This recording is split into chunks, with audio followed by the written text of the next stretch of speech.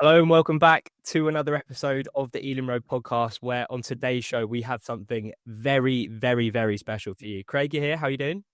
I'm over the moon for this one. We've had Emmy in before, Emmy Marponders on before, but to have Pontus here with us, this feels massive.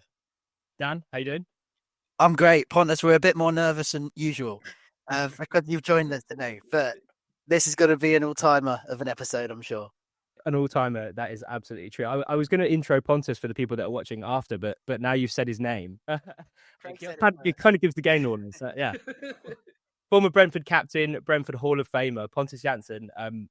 Pontus, I can't quite believe that we're doing this, but thank you so much for taking the time out of your day to join us. No, it's my pleasure. It's my pleasure. It's nice to be here. It's a long time since I spoke and speaking about Brentford, so I will I'm looking forward to this a lot. Fantastic stuff.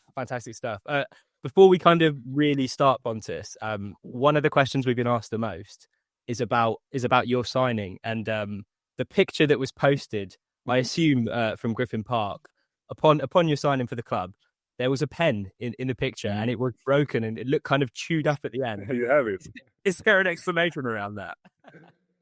The story about that, yeah, I remember it well. To be fair, it was in central London because I think the team and the squad had already went to Austria for pre-season tour. So it was only me, Phil, Rasmus, and I think there was one or two more. And to be totally honest, they gave me a pen and to sign a contract. I was so buzzing of signing the contract, so I don't even look at the pen. And it became a thing afterwards. Yeah, to be fair, I don't even know where it is. It would be fun to have it and looking back at it and save it, but I don't have it.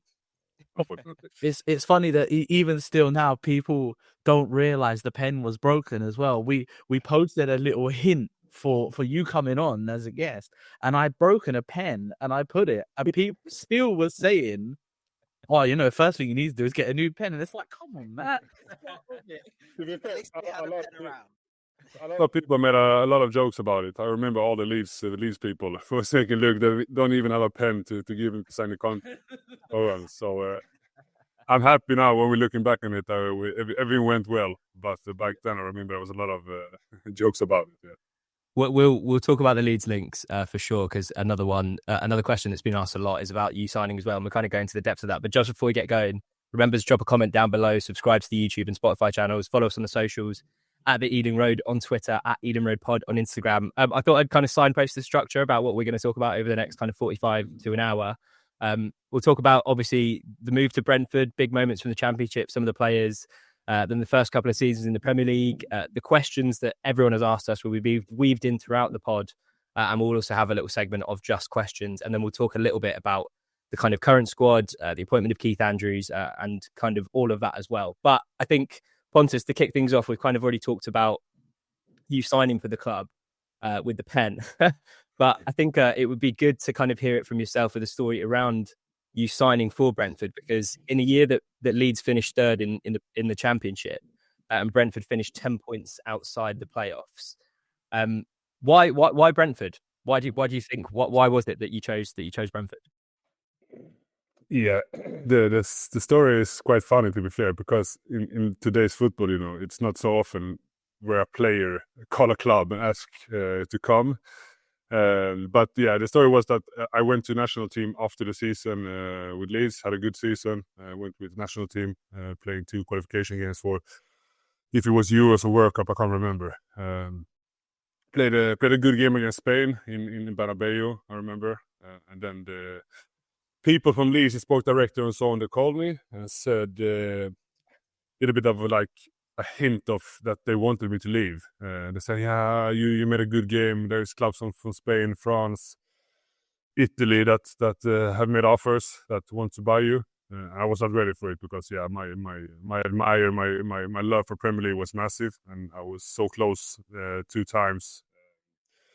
So when we lost the semi-final against Derby, I was so sure that next year we would do it with the same squad and maybe some signings, because I also had a very good season with Leeds that year. I think I was in the team of the season, both from like journalists, but also from the players that was voting, which is for me one of the biggest personal awards that I've won so far in my career. But yeah, then they called me and said, yeah, we have 3 or 4 offers that we would be able to talk with you and the agent about, and I said to them directly, like, yeah, I can listen, but then there have to be clubs and offers from England. If not, then I want to stay. And yeah, and it was in the beginning of the summer window, and sometimes you need 1 or 2 transfers to happen before like things can kick on. And I think it was that summer when Harry Maguire then went to United from Leicester. I don't really remember it here, but I think it was something like that. We were waiting for, but nothing happened, and Leeds was pushing for me to leave of different reasons. And then I said to my agent, if there's nothing in Premier League, then we have to go down and look in Championship and see whether it's there. And yeah, there was some from Fulham, some from West Bromwich, the clubs that had been relegated the year before. And then I told him about Brentford, that every time I played Brentford, it was so tough, so much talent. But I also felt when I played them, there was something that was missing in the form of, mainly defensive leadership, defensive solidness, and so on. So I said to my agent, can you check with Brentford? First he said, Brentford, what are you going to do in Brentford? That was his first reaction. I told him, of course. But, and then all of a sudden he said, yeah, but the sport director in Brentford, I know him quite well. So me and my agent Erasmus knew each other from I don't know where, but they had a connection. So he called Rasmus, and then everything went quite quick, to be honest.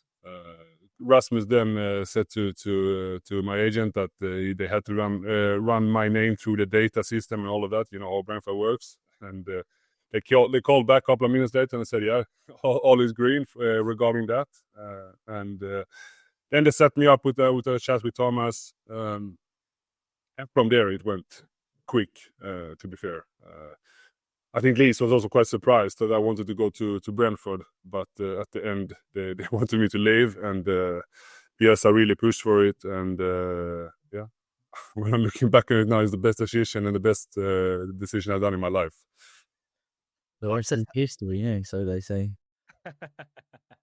Yeah, I don't think the Leeds fans liked it too much, but how influential was Thomas Frank in getting you to sign? Because obviously, as soon as you signed, he trusted you, he made you captain. So how influential, and what were those conversations like initially?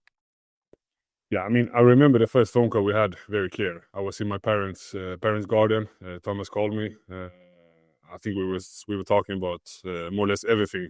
You know how Thomas is. He's also very keen on things outside of football. Of course, he knew who I was. He was close he wanted me to join his club when he was in Denmark before, when I was young. We played each other against them in Championship with Leeds and Brentford. So we had a little bit of like knowledge of each other. I would not say that he was the reason why I joined Brentford, but of course Thomas was fantastic in every aspect of as a person, as a coach, as a human being. So of course that phone call made it even more clear for me that Brentford was the right choice for me. But there was nothing in the first call where he like promised me anything of being captain, and that was not the reason why I joined. That came later on the journey and in this calls that we had, me and Thomas. But it just felt so good. I just felt something was, and it's easy to say now afterwards when everything now we have the story up and know how the story went. But I felt directly there that there is something with Brentford that is so. It links and clicks so well with how I am and how I am as a person. But yeah, that first phone call with Thomas, I remember it very well. Yeah. I feel like the big Scandinavian links that we had at the time may have also played a factor in that. I mean, at the time, you look at, we bring in Thomas Frank, obviously Danish. Brian is Brian Reaman Danish? I think Brian Reaman. Yeah, he is. Yeah, and then there was Norvard come in, who's obviously Danish. Jensen's Danish. Dalsgaard was there already, Danish. It feels like that Scandinavian link might have felt like it could have helped bring you in as well. But it's good to see that Thomas does his legwork for us. Just missing a sweet. Exactly, that was a missing piece. Yeah. No, but of course there was a lot. To be fair, I didn't even know that when I joined. That was not the same day, not the reason why I wanted to come to Brentford. I mean, when I played Brentford, there was more talent, and that talent I didn't see that in the Danish players. There was more the talents of Benrahma, Watkins, Canos, Rico, and so on. I mean, of course, the Danish players was also fantastic. But when I joined and when I took the decision to join Brentford, I didn't know that. It's also a quite fun story when I'm looking back on that summer when I joined. I had no clue about none of them players that came at the same time.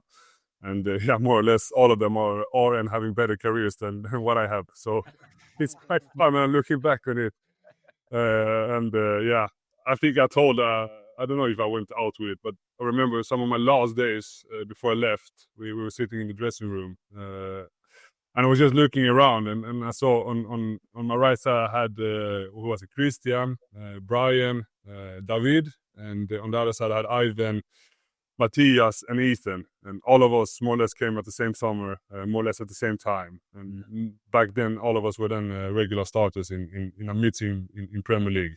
So that summer 2019 it's something different, yeah. It's probably one of, if not the biggest summer in the club's recent history. That's for sure. Yeah. If we'll talk about that first season, obviously the first season was broken up because of COVID, and we only really got to play half of it in front of fans. I remember being at Griffin Park for that Sheffield Wednesday game where we beat them 5-0 and thinking, we'll be back again in a couple of weeks, and then all of a sudden COVID happens. I've kind of got a bit of a two-part question here. What was football like in COVID as a player? Boring. It was feeling like friendly games. At the same time, you knew what was on stake. I mean, we were fighting for a promotion to Premier League, so of course we knew that, but it was something different. Yeah. You had to find like different angles and reasons of motivation. Like I said, we were fighting for promotion. Of course, that's motivation enough. But when we came back there, when we had, I think it was nine games to go, we had to that was also probably one of our strengths and one of the reasons why we almost caught both Fulham and was it Fulham and West Bromwich, or was it Norwich and West Bromwich? Yeah, it was. I think it was Norwich and West Brom. Yeah, the top two. Or Leeds or West Brom. Yeah, but anyway. We came back and we knew it was 9 games to go, and we were just so clear, okay, we have to believe that we can catch them. If we don't then catch them, then of course, we will be top 6 when we get a second chance of reaching Premier League. But then, we won, was it 7 or 8 games in a row, and then lost out on probably my worst day in my life in Stoke when we lost against them. A day I just want to throw away and never talk about again. But it was special to play those games during COVID. It was special. I remember the first game back. Well, I say the first game back. I was at the playoff semi-final against Bournemouth, and like you said in your speech as well, it felt like there was 40,000 people there, and not just 4,000. It was incredible. But obviously, in that season, we've got the BMW of Benrahma and Boomer Watkins up top. We get all the way to the playoff final after missing out a bit bitterly against Barnsley and Stoke, as you say, in their last 2 games. How much did it feel like a disappointment, that playoff final against Fulham? And it felt obviously a bit difficult because no fans were there as well, and we had to watch it from afar. But what was the reaction from the players and from Thomas and even Matthew Benham himself? Yeah, I mean, as a player, to be fair, first of all, it was very strange times. Like I said, to play football in empty stadiums and empty arenas, it was not the same. At the same time, like I said, we were pushing for promotion to Premier League. That would change the club's future, the players' careers, and everything. So we knew what was on stake. But to go to Wembley after playing, what was it, more or less 10, 11, 12 games in 5-6 weeks, it was very demanding. And then go to Wembley, an empty Wembley, to play a final and lose. That was it was tough. Yeah, it's tough to put the words. But I think also this, I've said this before. I don't know if it was in Swedish or English media, but I remember it so well when we came into the dressing room after the game. How Phil, Rasmus, and Matthew were walking around, calm as I don't know. Just it's like next year we will go up. If we do the same, we maybe sign 1 or 2 players, sell 1 or 2 players, change a little bit, we will go up. I'm so sure. And of course, as a player, when you just lost a final at Wembley, you can't really take it in. But I remember it very, very clearly, and I also know how Matthew and Phil. I mean, my relationship with them are tight still today. We talk about more or less everything also today, and I know how they are. But like I said, as a player, you can't really always take it in to think like that, because you're so caught up to the moment, to be here and now, and to losing a final in Wembley. Like I said, it was very tough, but they were, and that's also the strength with them to don't put too much emotions into the decisions and to the feelings. Yeah, and I guess it was a really quick turnaround, short pre-season, went straight again next season. And obviously we missed out again on automatic promotion, coming third again. But was there really a feeling this time amongst the squad that the playoffs would be our time, especially after that Bournemouth game? I think that was my second time, was it, at Gtech? Yeah. It was obviously a brilliant comeback. And then the final at Wembley, which from our perspective, it was almost too good to be true the way that game went, being taken up in the second half. Yeah, I think what we learned from the first final was that I think if you look, same again, Matthew, and then if you look at the odds market and so on, I think we were similar favorites against Fulham as we were against Swansea in the second final. And like what Matthew said, I remember it clear. He said, as a favorite, to be passive and to wait for something to happen, that's not gonna suit you. As a favorite, you should just go out from the first minute and go and try to win the game. I think as against Fulham in the first game, we were so. I think also because of some of the young players were in an environment that hadn't been in before. We were close to Premier League. There was so much on stake that our offensive players in that game maybe didn't have the best game. In the second game then, or in the second final against Swansea, I think we went out and went for it from minute one. We were brave. We were attacking. We didn't wait for something to happen, or instead we were just attacking the game and wanted to win it. And I think that was the difference. Of course, then you can say that we learned that from the first final, but I think it was also the mentality and the way we went into the final against Swansea compared to the Fulham game. Maybe also because in the second final there was fans, and the fans also create something maybe. We came from the games against Bournemouth, which was also with fans, and you can also say we were 1 year older as a squad, as a group, as players.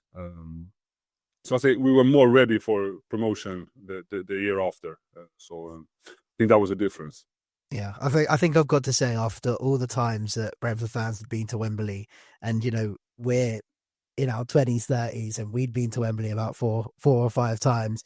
We had lost every time, so that last occasion was probably it has to be our favorite memory watching Brentford, and one of the best days of our lives, honestly, and to get us promoted to the Premier League as well.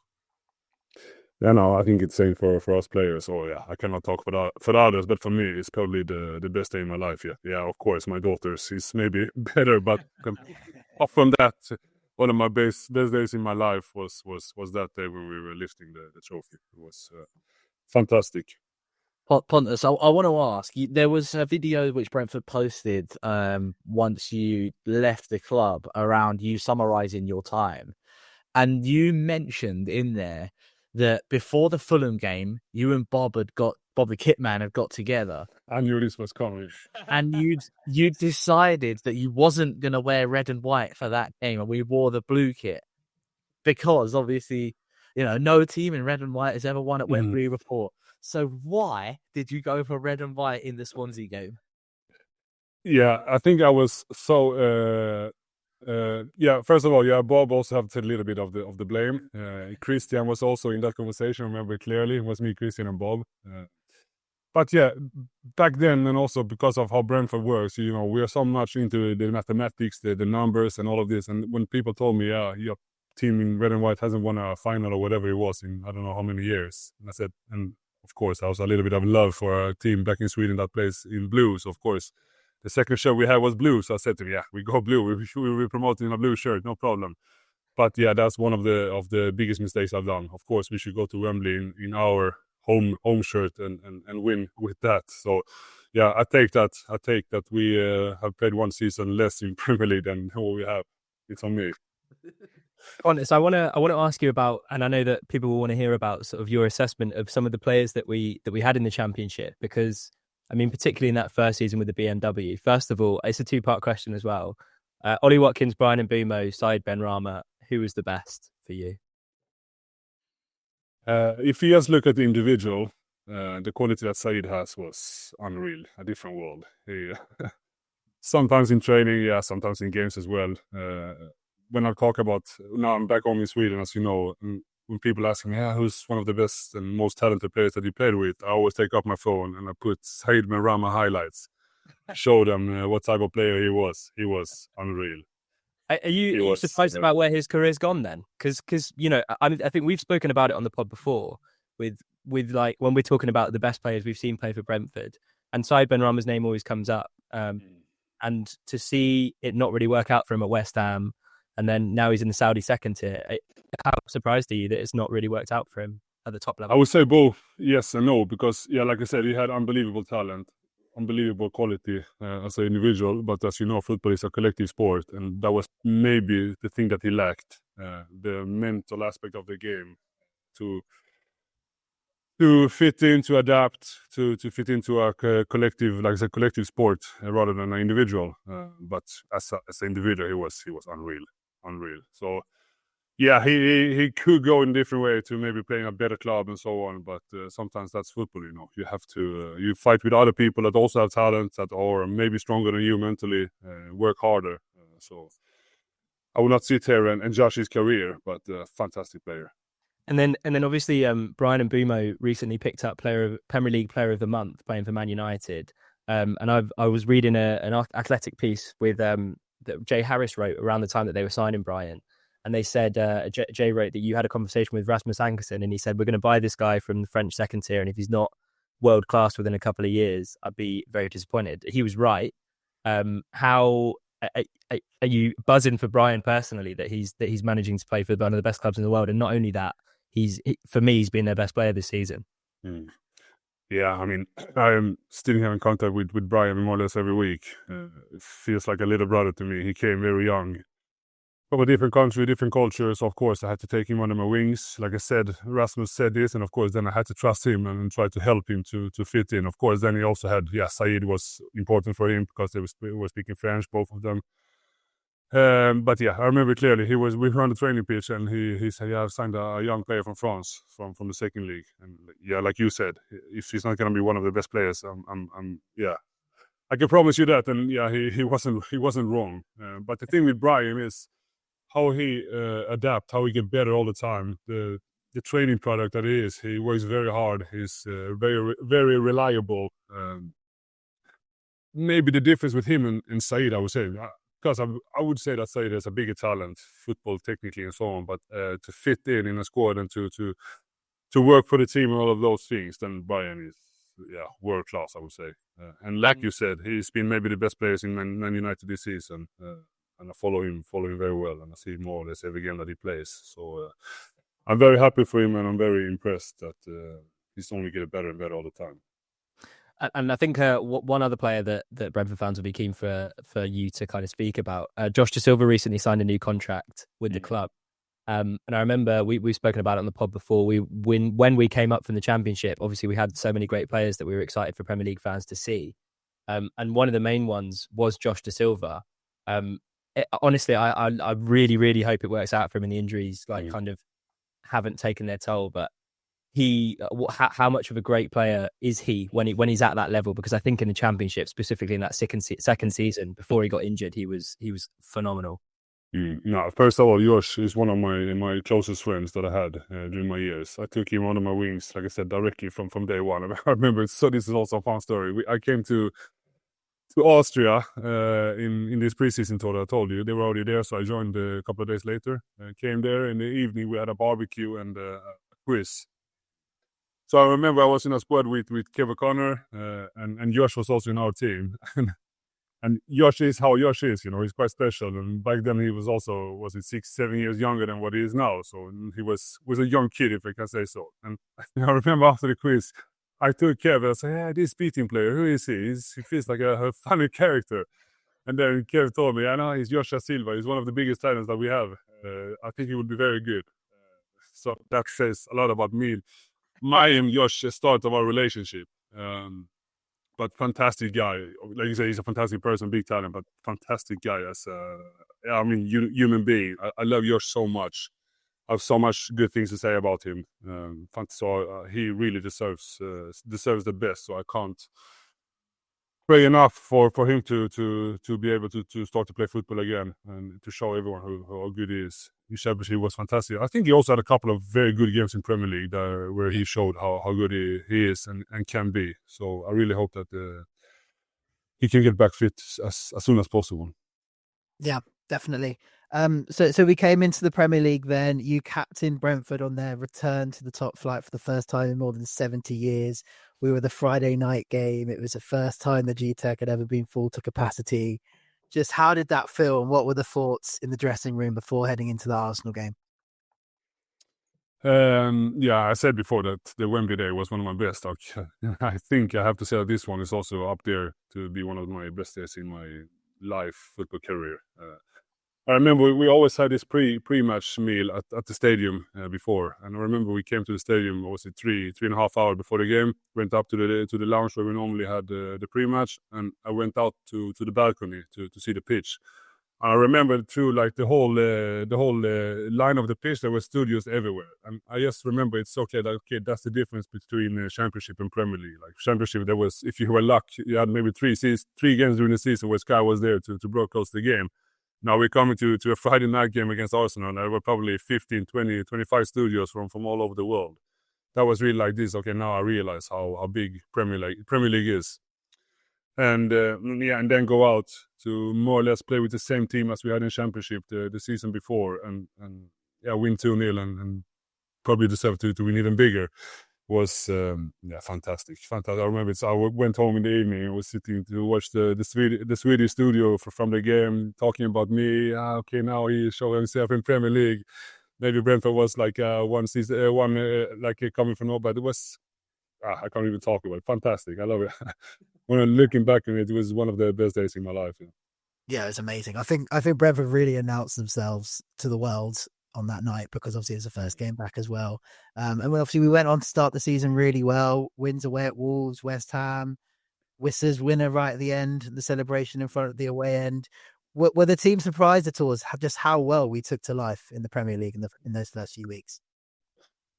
I think because of the good start that we had, that creates belief, of course. I mean, you're always going into a new challenge in a new league or whatever, and you don't even know, or you don't really know how good you are as an individual and as a collective, as a team. But with that start, then we went to Aston Villa Palace in the second game, had a good game there. Villa in the third game, same. We had a draw, played a good game, and we started the season so well, and that also created a buffer of points. I mean, we had a spell during that season where I think it was 7 games without a win, and of course that could easily create panic, chaos. But same there, also big credit to again Matthew, Phil, and them. They were so calm. There was no stress. They were more or less looking more on the performances than the natural results, which is maybe not always the easiest thing to do.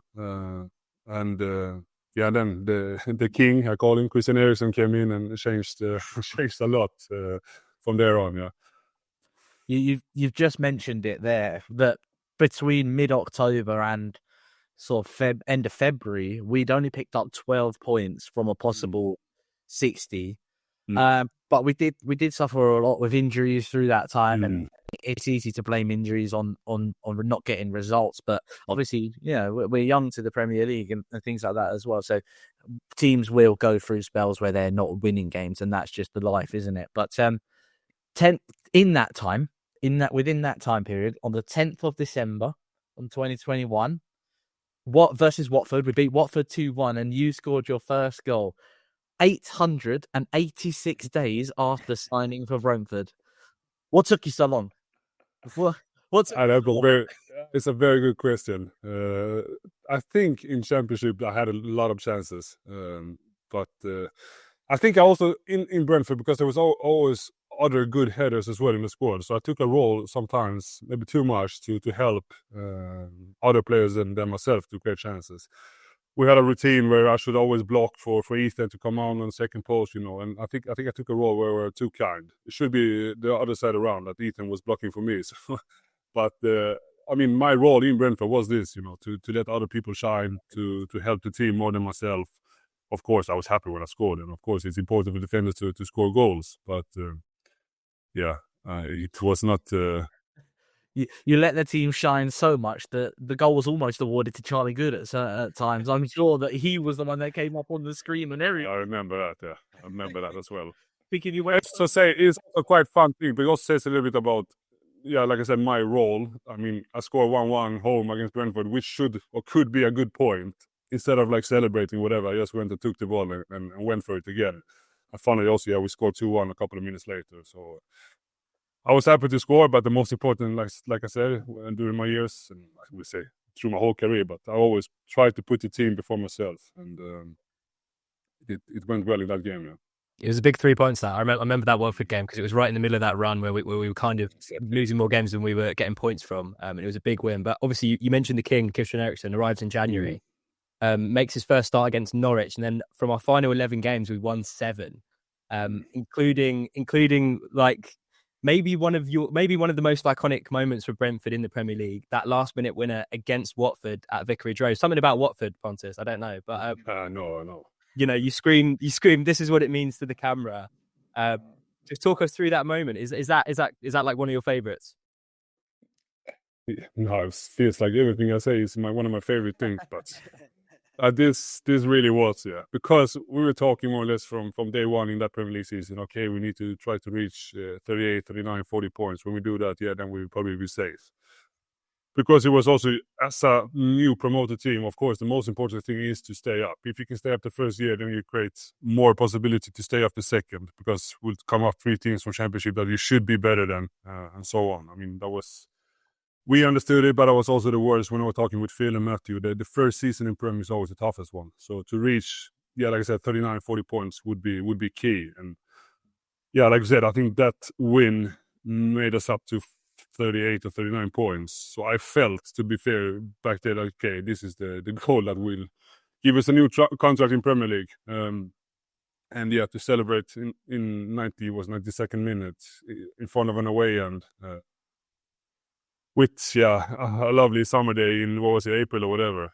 It just felt fantastic. I get goosebumps now when I talk about it. It was fantastic, and the words that came out from my mouth, that's how I am. It just came out. There was no planning for it. There was nothing that I had said before. It was just how it was. This is what it means. It's fantastic. And one more famous day, and then I'll hand over to Dan for a kind of season wrap. But another famous day for us, and I say famous, but we have beaten Chelsea at Stamford Bridge 3 times since that 4-1 away victory. But I think that was another kind of shit, like we're actually here kind of moment. It was another kind of Arsenal thing. We went 1-0 down in the game, and then to win 4-1 against Chelsea. What was that dressing room like at full time? That's what I want to know, because you guys must have been fucking buzzing. No, but that was also something nice with Thomas, that he created something that, to be fair, sometimes you go up to Premier League, you go away to Stamford Bridge, the team that won Champions League a year before, with fantastic players, and Thomas sits and say, I have a good belief that we're going to win today. Of course, my first reaction is, what is it talking about? How should we win here? I mean, that's my first honest feeling when I hear it. But of course, then he creates something. Of course, he's not just saying it. He say it, and then he said how we should do it with tactic and so on. But that was something with Thomas. He made everyone believe, from players to staff to. I mean, that's also very important, that you have a club that everyone believes in the same things. I also said that the day when I left, I came with big dreams, but if everyone else didn't put on the same dreams and same things, then of course it would be impossible for me and us to reach those things that we then did. But the Chelsea game also, I remember it because my second daughter was born 2 days before. So I was in a hospital with my wife and her then. I was sleeping on the floor for 1 hour. I remember my wife told me I was sleeping on the floor. Then the nurse that was with my wife she came into the room and said, "Is he okay?" Then my wife said, "No, but he's gonna play Chelsea in 2 days, so you have to sleep." So I was sleeping on the floor for maybe 30 minutes during the whole night. My daughter came, and then I went to Jersey Road to train, and then we went to Stamford Bridge the day after, and then won 4-1. Also, yet again, maybe one of the best days in my life. It was fantastic. Yeah, I'm getting the sense that there might be a few of those still. too young, too many, I would say. But it was such a special team, and I can see why you think that way. I mean, you've already mentioned the core of that team from the Championship yourself: Pinnock, Norgard, Janelt, Jensen, Rico, Tony, Raya. Spine of that team all played in the Championship. It's so unheard of these days for a side to stay up and also not change the most of the team in the process. But I want to talk about Ethan Pinnock in particular. Obviously, you played alongside him for so long. You had that relationship with him, and you were such a good pairing for so many years. What were your thoughts on Ethan Pinnock? Nah, same there. First of all, maybe one of the most kind persons I played with in my career. He's so kind, so calm, so you can just trust him with your life. If I would pick one player that I played with to hold my kids or save my kids, I would say Ethan, because he's so reliable in every aspect of football and of life, if I can say so. Fantastic person, and then on top of that, a fantastic football player as well. I think me and him, we suited each other very well. He was, maybe his biggest weakness is that he's sometimes too kind, a little bit too quiet also. But I think me and him together worked very well, especially in Championship. But I would also happy to say that also in Prem we showed that we two each other we suited him very well. And yeah, he was left-footed, I was right-footed, both tall but still mobile. We could play with a high back line. We were quite mobile back then. Now I'm a little bit too old, so I'm not as mobile anymore. But back then we were quite mobile as well. So I would say a fantastic partnership we had. And together then with Henrik was also very important. We have to mention that. I think Henrik is one of them players that he should have also success in Premier League with us. He was a big part of that core that you were talking about. That them 2 seasons in Championship, I don't think we would be able to have that good run and success that's without Henrik. And I think he hasn't got that much, how can you say, highlights of that he should have, and that what he deserved. I think he was fantastic for us, very important in every aspect. If you ask people that were in Brentford during them years, I think everyone would say the same. Always put the team before himself. Also remember, I came to the club, and when I said that Thomas asked me to be captain, my first feeling was that I have to go to Henrik and ask him, because Henrik was assistant to Romain when he was captain. And for me, it was just strange to come to a club and take the captains. I didn't know him, so I had to ask him, but to go there, and if he had ambitions to be the captain because Romain left, and then for me to come there and just take it from him didn't feel right.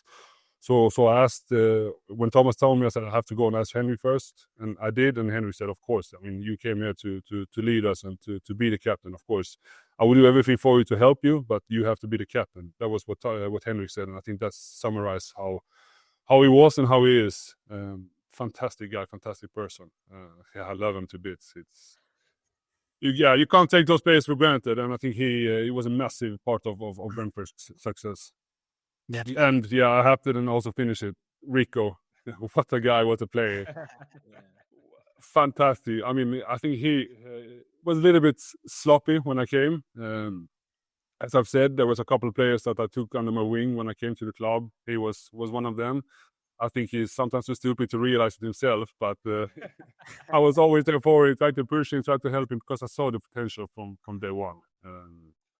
I think without injuries, he would be in the English national team and maybe playing in a bigger club. I can't say there's not. Which is we're grateful. We're grateful that those that may have happened, so that he's let's for him now. Yeah. But I think that backline together then with David was fantastic. Yeah. You mentioned Romain Sawyers, and it's crazy to think that as a Brentford fan, it feels like that's 2 different eras for me. That feels like 2 different eras. You know, I think of the team that was around Romain Sawyers with players like Alan Judge, and Alan McCormack and things like that. And then you go to the where we are now, and it's really like 2 seasons, a season apart, and it feels like a complete transition, 2 totally different periods in the football club. But I think that, and I'm saying this as with as much respect as I can as well for them and where we were to when you came in. It feels like your signing was a change for us. Yeah. Like you were arguably one of the biggest and most influential signings that we'd made at the time. And it felt like we was transitioning into a new period of the football club. And that showed with them 2 seasons. I think we finished third back to back in 2 championship seasons and then get promoted. It felt like a transition.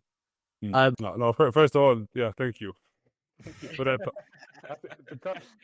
I don't think you're wrong, because I think a lot of people have said just this. I think, like I said, that summer when I came, if you pick out them players, I don't, if it's 6 or 7, I don't really know. I'm not sure, but all of them is probably better players than me, better talents, bigger talents, and probably also had bigger and better careers than me. But what I had that they maybe didn't have was the person I am. Is I love to like put the team before myself. I love to motivate others to be successful, to open up and to try to create a belief in a squad, in a club. And I would say that maybe is one of my biggest things that I have as a football player. And I would say there's not a lot of persons and players that have that anymore, because football today goes more into an individual sport than a collective. So it's tough to put the team before yourself, because if you do that, then you can lose your place, and then 1 or 2 seasons after that you're gone. So it's a thin margin you have to work along. But I think what also in Brentford, it was also a quite fun thing, because a lot of players when I came to Brentford that summer was saying like, "Why are you here? Why did you come to Brentford?" And I think that summarizes it quite well. I remember when I met Ollie in Austria when I came there. The first thing he said is, "Hello, welcome, and nice to see you, nice to have you here. But why did you come to Brentford?" and as a player, I mean, my first reaction like, "Why is he saying that?" I came there with big dreams and so on. But I said, if everyone just was thinking like that, then of course it would be tough for me. But I came with big dreams, and on top of that, we had quality players and players and persons that bought in on those dreams and ambitions that I had. If they didn't do that, of course, then everything I said would just be words. But now instead, I came there with dreams, ambition, and everyone just bought into it, from players, staff. You had Bob, Kitchen. I mean, everyone had the same ambition, and then of course everyone would be much easier. And I think that's the key thing with Brentford. I just want to say it's absolutely crazy that I actually got a chance to say that to you. By the way, I never thought that I would get the chance to say that to you. So thank you again. With move on to the next season, we finished on 46 points in the first season, which obviously 40 points is a target, and we surpassed that by the 6 points, which is fantastic. We go into the 22-23 season. What was the aim from the squad going into that second Premier League season? It's a little bit, it's easy to say, but a little bit similar, to focus always on the next game, next challenge. I remember it also what Matthew said to me when we went into that season: if we can end up 17, I will sign that contract today, because the most important is always to stay up, because that gives more money, and it gives like more space to invest into the project and so on. So the most important thing was always just to stay up. If we ended at 17 or 10, of course it changed. I mean, it's more money and it's more like better to end up higher. But the most important thing going into the second season was always just stay up. Yeah. But of course, you can't go into a season and have that as a mantra. I mean, of course, we were always trying to aim higher than before, to win more games, to be more dominating, to be as aggressive and as brave as we were in the first season, to change and to adjust some things to become even more competitive. And I think we started off very well. It was Manchester United home in the second game, I think. Yeah. I mean, yet again, maybe one of my best days in my life. Remember, I had a lot of friends over that day. It was warm. I think was it 36, 37 degrees in London, and you 4-0 up against Manchester United at home after 45 minutes.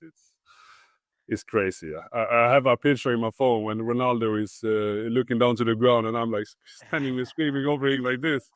It's fantastic. It's one of the photos that save maybe most in my phone to don't get rid of it. I also remember the end was singing Pontus, what's the score? I remember I could sing this. And I remember the centre back Varane, world champion and fantastic career, and I remember he went so angry on me. And I said, sorry, it was just my crazy head that reacted to the chant that they were behind the goal. Yeah, but fantastic day. So of course that season started very well. And then unfortunately for me, on my personal level, I had a couple of injuries too much that season.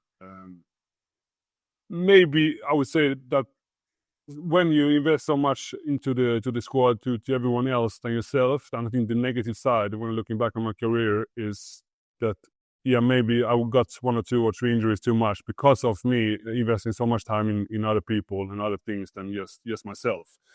But same here, I would never change that. I mean, I would not be the same player. I would not have the same career if I wasn't the player and the person as I am. So maybe I had 1 or 2 injuries too much during my years in Brentford, but I think it came for something good. I mean, like I said to you, I've invested so much time in the whole project to be close to Thomas, to be very close to Brian. I mean, me and Brian were working close more or less every day about the defensive side of the game.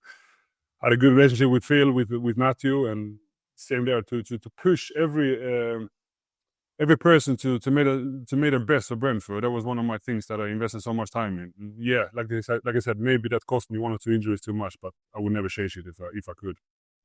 We want to talk about the injuries in a bit more detail, Pontus, but there was another game at the start of that season that sticks out in the memory for us because it was against Leeds, and we have a little bit of a rivalry with Leeds, I guess, from the Championship days. But obviously Ivan Toney scores a hat-trick that day, and it turned out to be his season in a way. 20 goals, penalty taker, he caused a lot of noise on the pitch, outside of the pitch too. I wondered about sort of your relationship with Ivan, and also some of the things that I know that, and I don't know how much players kind of read into this kind of chat, but obviously when he got the ban and kind of in the build up to his return, he had a few things to say about where he wants to go kind of post Brentford, but he almost spoke about it as if he wasn't already at Brentford, and he lost a bit of goodwill with the fans, or at least from some of the fans, I think. But yeah, what was your relationship like with him? Yeah, like I said, I was speaking now about many players that I played with during my years at Brentford.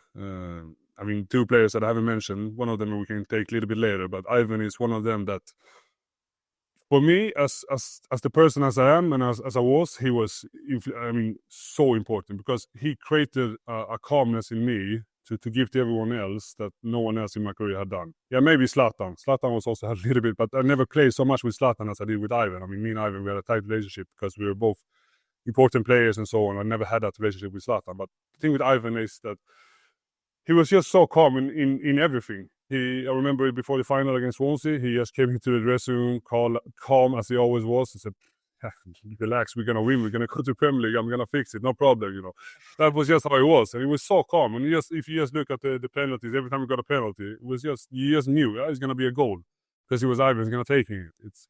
It summarized a lot about him and what a quality guy and quality player he was. What happened after I left? I don't know. I mean, I still love him to bits because he was so important for me and for us during them years that we had. He is a bit special, and I think to be that calm and to be that guy as he is, you have to be a little bit special and go sometimes your own way. But I can't thank him enough for what he did for me personally, but especially for us as a squad and as a club. He was fantastic. Yeah. I know now you're wondering who the other player is. Yeah, I know. The other player is, because we have to mention him so we don't forget him. It's Christian. Yeah, Christian Noga. He was, I'm just so happy because the day I left, I just knew, okay, now Brentford's gonna get a better captain and especially a better player. So when I left, I just knew that I just left everything over in good hands because what a guy is and what a player is. And I think he showed that, especially after I left and when he got rid of his injuries and played on so high level. And then I think he got a move that he deserved. Of course, I would, as probably you would, love to have him at Brentford for all the time. But I think fantastic guy, fantastic person, and same there. I can't thank him enough for what he did for me and for us as a squad. I said here when I spoke about my ambition and my high big dreams and so on. I think without him it wouldn't be possible, because he was my, how can you say, second hand, the hand on my shoulder, the one that made me calm, the one that guided me when I sometimes had too much emotions into what I said and what I've done, or what I did. Then he was always there to try to help me, and a fantastic guy. I remember actually you saying in that video, again referencing to, that he is one of a few people that you've ever met that has been able to ground you, shall we say, or bring you down to earth. Can you think throughout your career of any other players that are like him in what he did to you and made you feel? I think now when I'm getting older, then maybe I've had a couple of few. But back then, you can say that Thomas and Matthew and Phil and all of them had a similar impact, but they were not players. I mean, as a player, I think he was very special, Christian. Henrik had a little bit of a similar role, I would say. I mean, like I spoke about Henrik before, fantastic player and so on. But I think with Christian, it was because he was also so good at football. That's also very important. If you're not good at football, then of course you can talk as much as you want. If you can't perform and if you can't lead, then of course it would not be the same. Because one of my mantras was always lead by example. I mean, I can't demand from Rick or from Josh or from whoever to do this, run there. I mean, if I can't do it myself.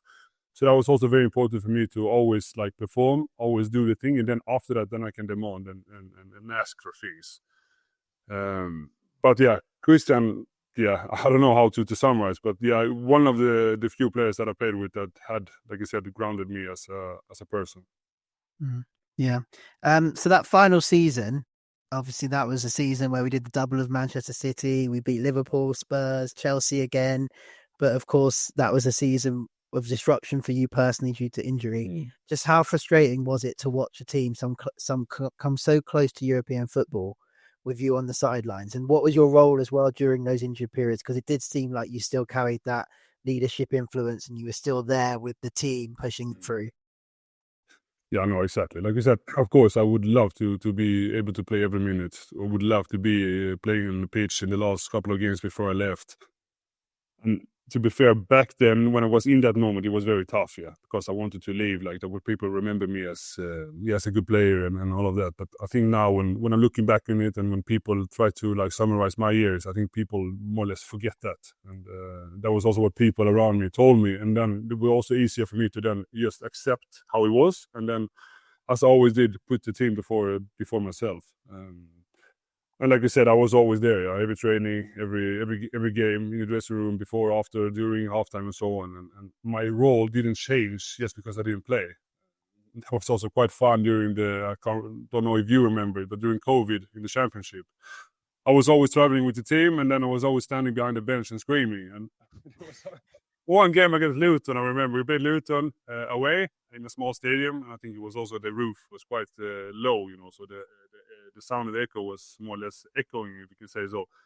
I remember after a couple of minutes, I was screaming on it. I don't know if it was Rico or Sergio. And then Thomas was standing on the sideline, and then he was looking back and said, poor Pontus is here today again, so I don't have to scream. And it felt like I was like coaching the whole game from the stand, and Thomas and Brian was just like adjusting small things. But I maybe feels like I'm lifting myself too much here now. But I think that season during COVID, when I was injured, I had a big role anyway, even if I was injured, because of how we were back then. I think today in football today, everyone is talking about the running game, the numbers, so you have to run more than the opponent and all of those things. I think it's very a common thing in football today. But back then we were very early on this to run a lot, we had this, if we run more than an opponent, then there's a big chance that we're going to win the game. And then we created a squad and a team that believed in those things, together, of course, with Thomas and with the fitness guys, Chris, and so on. That we were training so hard, we were running so much in the games, and we knew that we were more fit than every other team that we played. And that created a big belief in the squad, Yeah, you could really see that strong leadership influence you had on the team, even when you were out injured, and complete legend on and off the pitch.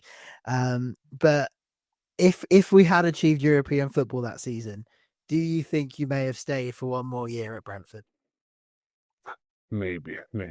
It's I don't have the right answer here now. I think, like you knew that probably Matthew and I also knew Thomas, and then I mean there was always a day where I had to go home to Malmö and play for them again. I mean the 4 years I had at Brentford, it was it was the best years in my football career so far. Those 4 years felt like 10. We were through so much things. More or less all of it was positive. Yeah, of course the Wembley loss in the final was not positive, but you could learn from that as well. So those 4 years was by far the 4 best years in my football career. Yeah, if we went to Europe, of course I would love to stay, but I think I took the decision already before that. And I think also, like I said, I wanted to leave when people remembered me for something positive. And I think if I kept staying and were maybe injured even the season after, I think then it would be easier for people to remember me more from that than from when people remember me today. So like I said, I was just safe that I left the club in good hands with very good people, good persons, good players. And when we're looking back in it now, what is it, 2.5 years later, it was not the wrong decision. You definitely will be remembered. I just want to say, you say that there were a lot of positives other than losing to Fulham in that playoff final.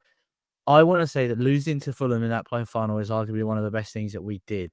Because if we'd have gone into the Premier League during COVID and fans couldn't have been there for that Premier League season, I would have hated it. I would have hated watching us play in the Premier League on the telly. And then us getting promoted the year afterwards. I think it was, one of the most tactical masterclass things we ever did as a team, by the way. And I know you did it deliberately. That's why. Yeah, no, maybe you're not wrong. Of course, like I said, I would not hate to have one more Premier League season when I summarize my career. But no, I think maybe you're right, because we were also 1 year older as a group, as a squad. We were more mature. We got Ivan. So there was a lot of things, positive things that happened when we lost. Of course, you can also say, if we went up, then we would probably be able to keep Oli, to keep Said, and maybe also add someone on top of that. But I think I agree. I think for us as a squad, as a club, or I think also as a club, not only as a squad, I think as a club, it was important for us to have one more season in Championship to build on top of everything the good things that we had that season. And I think we were, like I said, we were more ready to go up the year after. Yeah. You've mentioned about it being the kind of right time to say goodbye and things like that, and leaving the club in good stead. I want to ask you about the farewell speech that you gave after the City game, after we'd done the double against them. You spoke very, very highly of Thomas Frank in that speech. And I'm curious as to how that conversation with him came around, and how you had to tell him, like, I'm leaving, this is my time, and how that affected your relationship with him. No, I don't think it changed anything. Same there. I mean, he knew that one day there was time for me to go home. And I mean, he also knew during the years I was watching more or less every Malmö game in my phone. I was talking about Malmö more or less every day. I was traveling home to Malmö when I could to see games. I went to stadiums in England to watch Malmö. And I mean, everyone knew. So there was one day when I had to go home. And when I told him, of course, he said, like, Pontus, is there anything we could do to change your mind? Is there anything we can do to try to convince you to stay? But I had already took the decision with, mainly myself, but also, of course, my family, my wife, and my kids, that it was time to go home.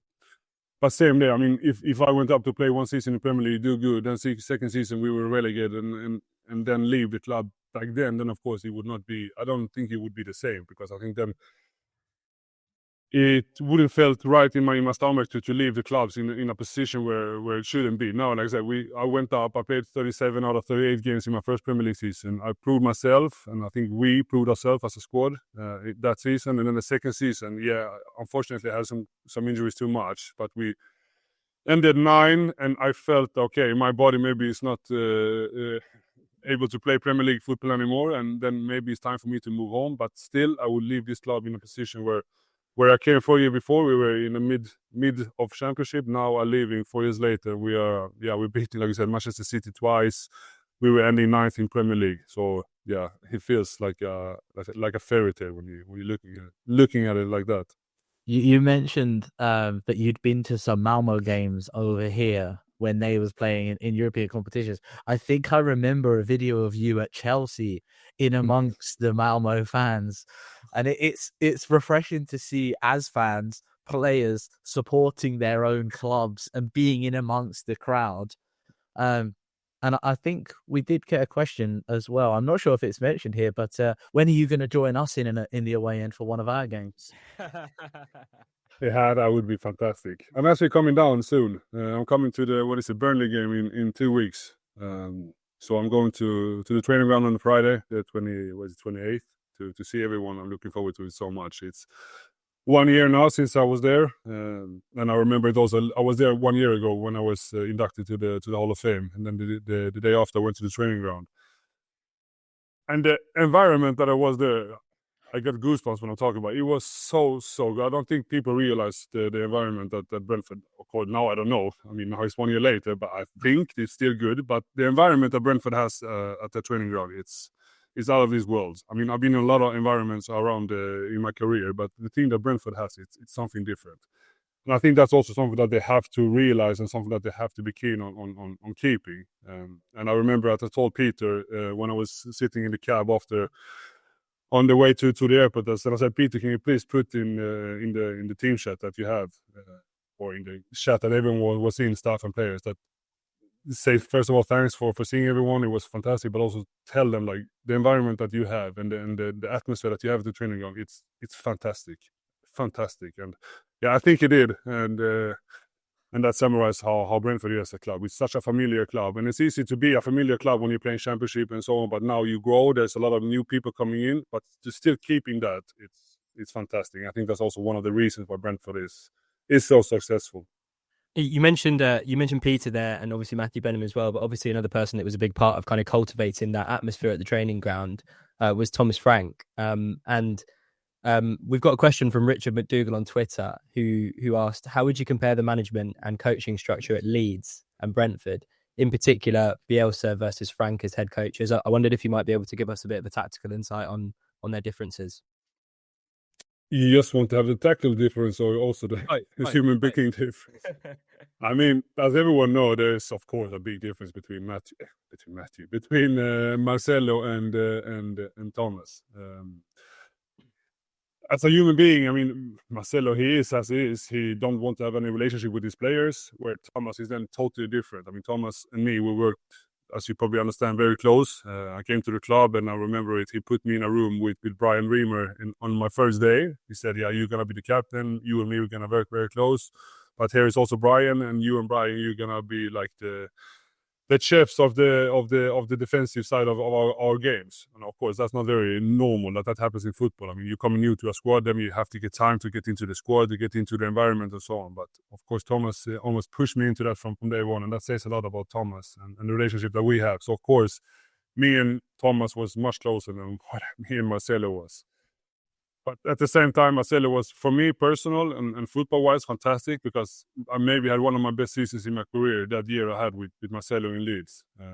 Was very demanding, but it pushed me and maybe helped me to end up where I then was the season after and do my years at Brentford, to push myself, to be able to push my teammates and to know those limits and know how important it is to train hard, to be professional, to be serious in everything you do. I think Marcelo helped me a lot with that. So yeah, I have to say thank you to him as well. And football and tactic-wise, yeah, of course there is parts in Thomas football which is similar to Bielsa's. We were playing a lot man or zonal man with Thomas. To be brave in that. With Marcelo was man more or less all over the pitch. So a little bit more demanding, a little bit different. But there was parts in Thomas and in the way we play with Brentford that we also had at Leeds. So it was not two different worlds. As persons, it was two different worlds, but football-wise, not so much. Dan, you got a question about Benham? Yeah. Yeah, so you talked a lot about Matthew Benham in your farewell speech. So what's your relationship like with him? Do you still keep in touch? Yeah, mostly Phil, I would say. Me and Phil, we talk more or less every week because I'm very interested in everything regarding Brentford, of course. Matthew, when I feel that I need to have a chat with him, then I send him a message. He's always so kind, you know. We answer me directly, and such a respectful man. He's such a nice guy and such a good person as well, of course. But yeah, mainly Phil. But I will meet Matthew and Phil now when I get down to London in 2 weeks' time. It will be very nice to catch up, and two fantastic persons. There's also other people. I mean, Lee Dykes, I speak with him a lot as well. Also very good and important for Brentford. Now I've created a relationship with Keith, which I think is very fantastic as well. I remember when they appointed Keith. I mean, I know Keith because he was there with Thomas, so I know him. But when they said that he's going to be the coach, I just asked Phil or if it was Matthew can I get Keith's number so I can just send him like a welcome and all the best and so on. And then from that, we equated like a little bit of like I'm sending him message after every game and so on. And he always answered me very kindly. So it says a lot about him and also a lot about Brentford.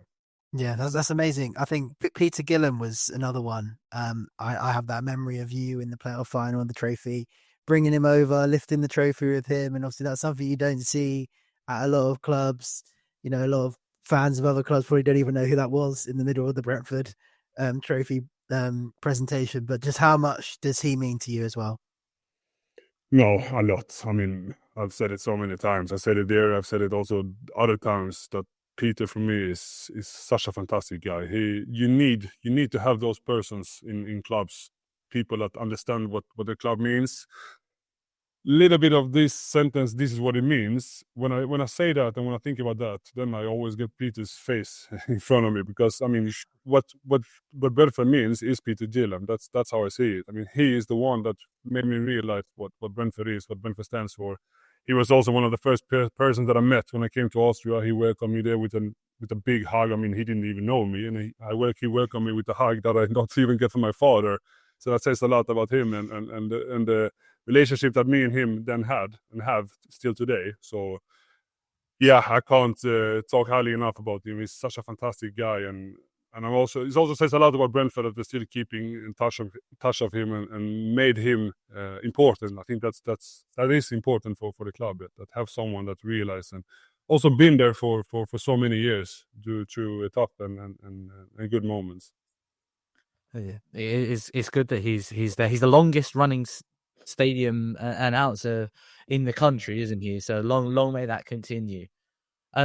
You mentioned it on here a couple times already, and in your speech, that you're worried about that memory of you at the club being tainted by the injuries. And I just want to say, and I think I speak for all of the fans. Again, I feel very privileged. I actually get to be the one that says this to you. Is that is not the memory that we have of you. The memories that we have is the this is what it means, is the captain, is the magic hat, is everything that you gave to this football club. Like, it's none of those injuries. To be fair, prior to this conversation, I was certain that you played 38 games in that last season. So that was what everyone also told me when I was sad when I got my last injury, and then I realized, okay, I'm not gonna play more for Brentford. That was what people told me, but in that moment it was tough to think, okay, I'm never gonna play for Brentford again. It was quite tough to take that in. But like you said, people will always remember the good things, and when you're then looking back on things, then it's easier to remember those good things than the bad things. And yeah, today I'm not thinking about those injuries. Of course, now when we talk about it and when you summarize, then the injuries was a part of it. But like I said, injuries, I knew why the injuries came, and I would not change because, like I said, I invested so much things in myself and in everyone else, and that maybe cost me an injury. But like I said, I would not change that because then it wouldn't be the same. But you said so many times in this conversation, this is the best memory, this is the best day of my life. So many of these moments that you're talking about wouldn't have been possible for fans without you being in the club as well. So yeah, we just thank you for that as well.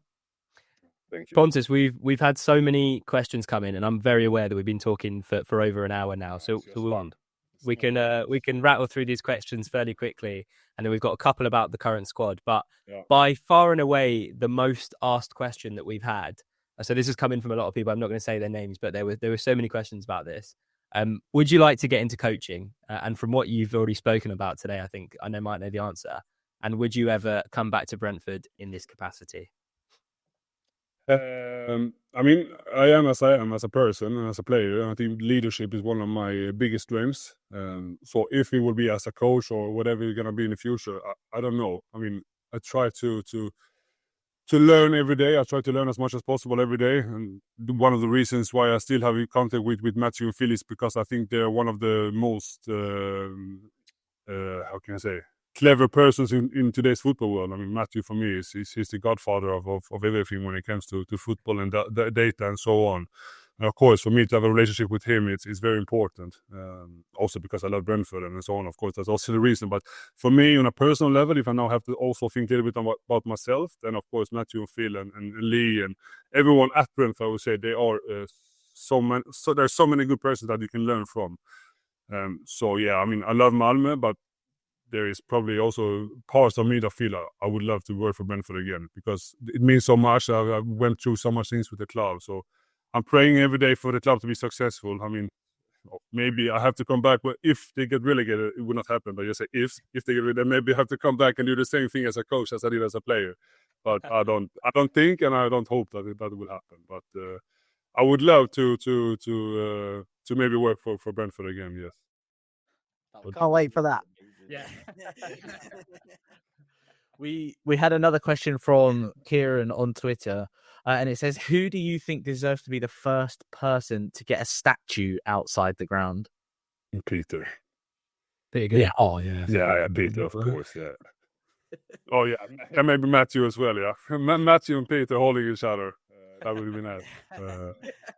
The next one the next one we have is a little bit different. It's about Malmo. So Leaf on Twitter has asked, what's gone wrong this season at Malmo? I know you won the league, I think last season, didn't you? But this season you finished 6th place. So what happened there this season?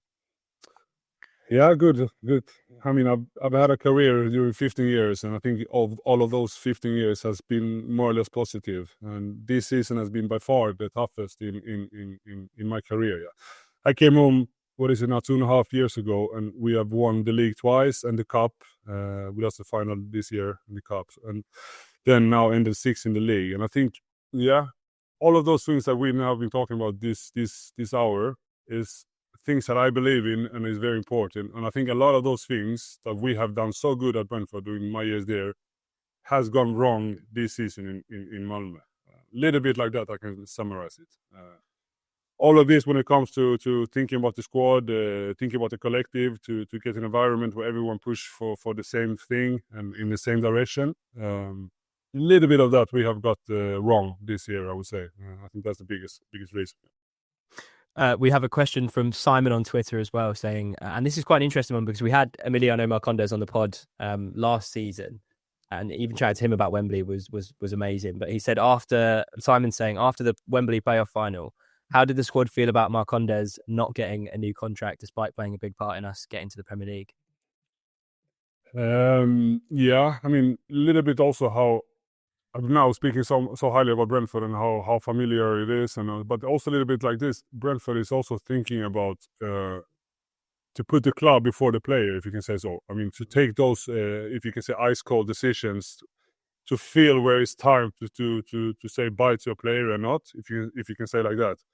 Because I remember in the dressing room at Wembley, I said to him, Jan, hey, no problem, I will fix you a new contract. I remember it so well.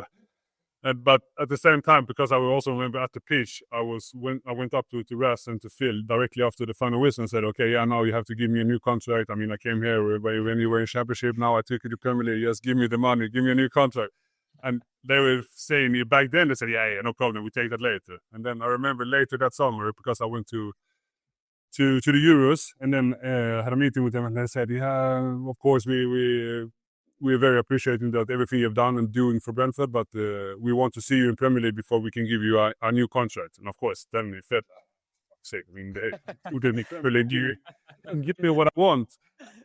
But that also says a little bit how Brentford worked, because what was it, 3 or 4 months later when it was not only me, I think it was 5 or 6 players that got new contract because all of us proved ourselves how good we were and that we were good enough for playing Premier League. So also one thing that they said, okay, you have to prove yourself in Premier League, and if you do that, we will give you a new contract. It took 3 months, then they gave 6 or 7 players new contracts. So that's also, at the same time as you're very kind and you think about everyone, you also sometimes have to be a little bit cold in not thinking, having too much emotional things into your decisions. And I think Brentford is very good at that. And unfortunately, that was also maybe the reason why Emmy left, because Emmy was good.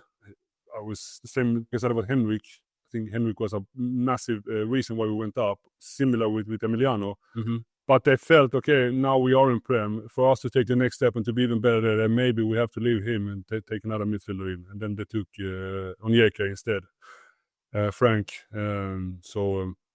Yeah, I feel sorry for Emiliano that he didn't play for us, but I think Brentford made the right choice. Yeah.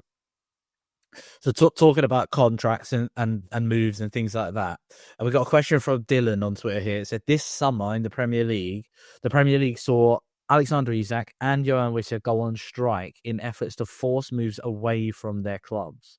How do you feel about situations like this? I mean, this is a tough one because I have a personal relationship with both Wissa and with Alex Isak. I mean, because he's Swedish. But speaking outside of them, I mean, this is a part of football which I don't like. This is a thing that it's easy for me to sit here and say it now, but I would never do this. And if someone in my squad would do this, I would not accept it. And it's same here. It's easy for me to sit here now and say it. But if this happened when I was at Brentford, we're very disappointed, and that would break all of those things and the core values that I believed in during my time. But same here, it has never happened to me or to someone in my squad. So it's easy to sit here and say, but I don't like it. Laura on Twitter asks, in your opinion as a player, what makes Brentford such a special, unique club? And that's, I think we went through it, but I think a little bit this, that everyone from the kitman to the chef in the kitchen to every staff member to the physios to the players, everyone cares and everyone believes in the same things. I think for me, when you can get that in the environment and in a club, then a lot of things will be good. I think that's the key thing with Brentford. I think even today, but especially during my years, that was the main reason that everyone just went into the same direction and had the same goals. We a couple of questions on like the current squad as well that we had from listeners that I thought we'd kind of merge into a section, and I wanted to ask you sort of what it's like. Well, you kind of mentioned that, you know, the fact that the club is so kind of in synchrony from top to bottom, and it kind of happens when we sell our best players, but we somehow start to get better year on year, and maybe we will be like that this year as well.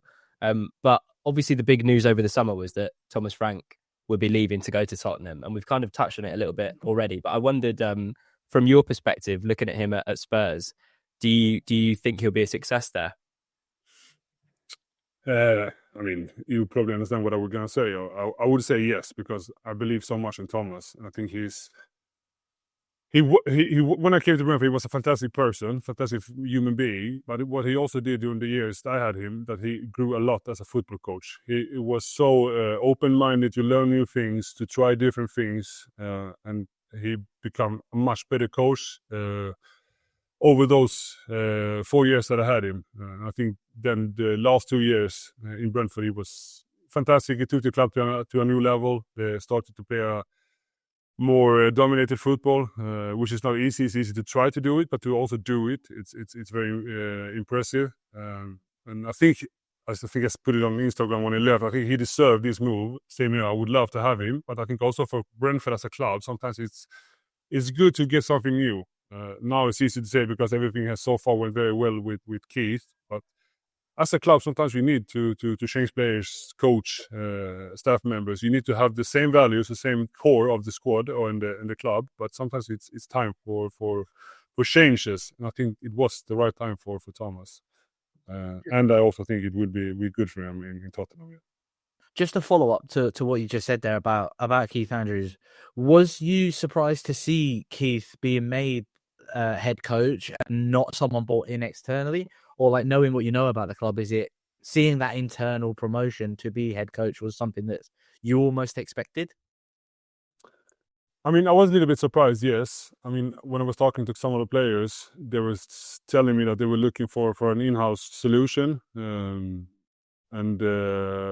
because of it is Brentford, and like for me, it's easy to say, but I trust them with my life. I mean, if they announced Bob as a coach, I would trust it that it would be good. So that's how Brentford is. I mean, when they take decisions, it's 9 out of 10 times always going to be good. So when they appointed Keith, then of course they had meta and analyze and reflecting of how it's going to be. And now, what is it, 11 games into it has been very good. I'm very impressed because they've had a couple of tough games as well.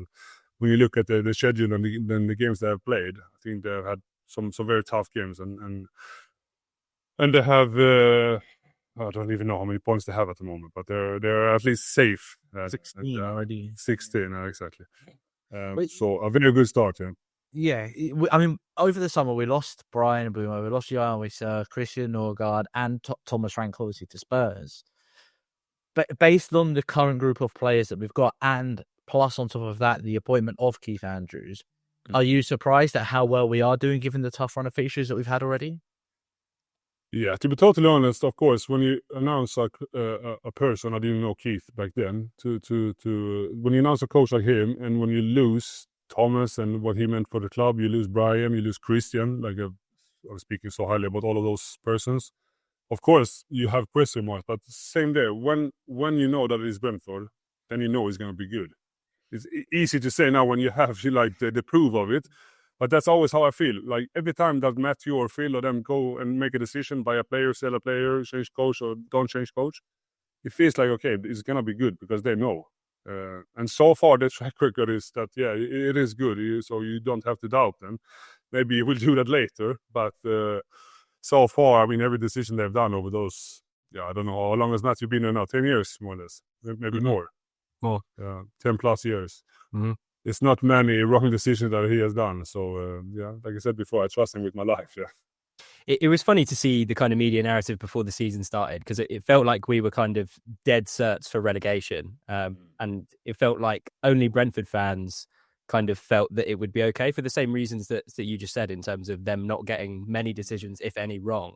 But I also felt this time that even Brentford fans was quite... it was. It was like it was a 50-50 split. And I guess, I don't know if that's just kind of where football fan culture is at the moment, like a bit of impatience. Because of the names that we've been linked with, that I think there was like Pochettino was in the mix, Farioli, who's doing a great job at Porto. Even Ange, I think, was potentially one of the people that could have been hired. To then go with in-house, he started off on the back foot a little bit, and then we had poor results against Forest, another poor result against Fulham, and suddenly, half of the fan base, it seemed, kind of wanted him out. But I think it's still far too early to judge. But Pontus, we have another question on Twitter from Jake, who would love to hear your opinion on Nathan Collins as the new captain of Brentford. No, but like I said before, when I left, I knew that I left the armband over to a better player and maybe not better captain, but a better player at least. I think Nathan is also same there. He's a better version of me. There is similarities. Same there as a captain, as a leader. I don't know because I don't know that well. But as a footballer, I mean, they took a right decision to sell me or let me go and to take him in. I think last season he was maybe one of the best players. And this season has just kicked on. I think together with Sepp, yeah. They have a good relationship, and I'm very impressed by him. And I think we're lucky to have him. I say we. I mean, Brentford are lucky to have him as a captain and as a centre back. Yeah. How important do you think is that we brought in someone like Jordan Henderson as well to replace like the leadership void that someone like Christian Norgard would have left behind? Yeah, fantastic. I mean, same day, I just sent him a message when he got appointed. But when I read about Jordan Henderson to Brentford, I just felt that this is such a Brentford signing. I mean, they let Christian go and they get someone like Jordan in. It's just so much Brentford about it. And he's been same day. I haven't been there, but I can just, from the outside, and when I see clips and when I see the games, I can just see how important he is. So, yeah. Frankly, same there. And had a good choice and another good reason why we should trust Matthew, Phil and them. So I think Jordan has been fantastic for us. I called it on the podcast before we joined, so they must have been listening to us. I hope you're not going to make me apologise again in front of Pontus. Craig was against it. Craig was against it. He's eating his words now. We'll finish on some quick fire questions. We'll do 3 each. Pontus, who's the best player you played with at Brentford? Oh, I have to say Christian Eriksen, and Ivan. Ivan also have to be mentioned. Best player you played against? Good question. Yeah, I mean Ronaldo. If you just looked at his career, but yeah, 4-0 halftime. But not so much good about that. But no, I would say maybe some of the Liverpool players, Salah or Mane. And the favourite away game you've played in for Brentford? Watford away. Well, we'll go for the home games then, shall we? So, what was your favourite game at Griffin Park? Griffin Park. Maybe not the best game, but the Millwall 3-2 win. I think that was a game changer for us and that squad that we have. I mean, everyone knew that we had quality potential. We started the season performance-wise very well, but we were 2-0 down against Millwall, and of course, there was a lot of people start to question the whole project and the whole thing, and to be able to change that to 3-2 was very important for us as a group. So I would say Millwall 3-2 at home. Now, we've mentioned Arsenal, we've mentioned Liverpool, we've mentioned the United game. What's your favourite game at the Gtech? To be fair, it's strange to say, but Bournemouth in the semi-final in the playoff, I would never forget it. Because when Marcus scored that 3-1 goal, and when 4,000 people sounded like 400,000, it was crazy. Crazy. But yeah, Arsenal is also a day I will never forget. We've spoken about something in Manchester United 4-0 at home after 45 minutes also. Yeah, if you told me that 10 years ago, I would never believe you. But if I have to choose one, then I say the Bournemouth win. And then probably the most difficult one is, I reckon, Griffin Park or the Gtech? Yeah, I have to say Gtech, because Griffin Park, I left, first of all, before when I played in Leeds, when I played against Brentford, I hated Griffin Park. I was stressed. I lost every time I came there. Shit dressing room, some of bad things. And then my last game there was losing to Barnsley, more or less. So, yeah, I have to say Gtech. I'm sorry. Few from me now. So do you see Brentford competing in Europe in the near future? Yes, I do. Yes, great. What is the best? That's the right answer. What to see pass. What is the best memory now? You've obviously listed loads of memories, but if you had to just pick one memory out of everything you've listed today, what's your best one? Yeah, I would say lifting the trophy at Wembley. That would be, and I have that in my office downstairs. Big picture on the wall. So yeah, crazy memory. Yeah. And do you have a final message for all our listeners? Yeah, we've been speaking about so much memories during this. What is it now? 1.5 hours. I mean, I love Brentford to bits. I think about Brentford every day. Those 4 years that I had was by far and easily the 4 best years of my football career. I will never forget it. There's so much joy when I'm looking back at it. So many good people and person that I worked with and get to know, and I will never forget them. And everyone else around as well. I mean, I came from a club, and people. There was not. I could take it for granted that people at Brentford would like me from day one, but from second one, everyone have accepted me, and I will never forget that. So yeah, I love Malmö, but I also love Brentford almost as much. Pontus, that's a cracking way to round off. I just want to say that we went as soon as that notification popped up, I was like, Jesus Christ, this is going to be the best episode we've ever done, man. So thank you so much. Thank you guys. It was so nice. The Eden Road podcast. Was my pleasure. Yeah, the Eden Road podcast will be back next week with the Brighton preview. Remember to drop a comment down below with your thoughts around this episode. I imagine there's going to be loads. Subscribe to the YouTube and Spotify channels. Follow us on the socials at the Eden Road on Twitter, at Eden Road Pod on Instagram. Gents, fucking amazing episode. Up the bees, man. Up the bees. Thanks so much. Take care. Bye.